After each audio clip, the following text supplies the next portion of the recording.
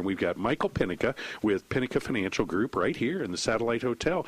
You know, Michael, last time you were on, we kind of went pretty fast on that, and we are really getting into the thick of the tax time. I think there's probably a lot of people out there that are getting a little bit of a surprise because I guess they changed some of the laws and things like that. Is there an opportunity? We were talking about those IRAs. Is that an opportunity where people can protect some of that money if they owe some? Well, interesting that you say that, because this week alone, I've had several clients call me, and they've had their taxes done, and they said, man, Mike, you know, I've really paid a lot of money in taxes this year. I didn't expect that. And one of my first questions to them is, have you maximized your individual retirement account? And surprisingly, in both of these cases, they did not. So this is a way, and we want to talk a little bit more about this, because really our window is from now until April 15th, right, where you can actually make a contribution and actually code that money for 2012.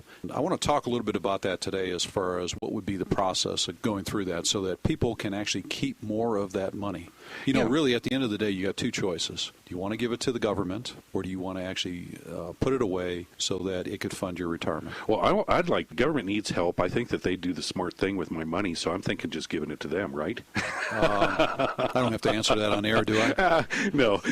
You know what? I threw that out there, and folks, you know where I'm going with this, okay? Okay, and I mean, that makes perfect sense, because, I mean, you're going to help them shelter that to lessen their tax burden? Quite simply, a traditional IRA, and we're talking about a traditional IRA in this particular case. You know, as we talked about a couple of weeks ago, there's many different types of IRAs. There's traditional, there's Roth, there's a SEP, there's a simple. But I would tell you, for most people in the middle class sector, that traditional IRA can really help them, because if you would just go to your tax advisor, or if you do your taxes yourself, and again, I can't give you tax advice on this, but I can explain to you how the product works. If you just have them do a calculation and say, what happens if I put X amount of dollars in a traditional IRA? How much of a deduction would I get? How much of my money would I get a chance to keep? And a good tax preparer is prepared to do that. And I get calls all the time during this time of the year where people call in and they said, you know, if I put in X amount of dollars, my tax person said I could save this amount of money, whatever that amount of money is. And now, essentially what you're doing is, instead of writing a check to the government, you get a chance to actually put that money in an account that I can manage for you,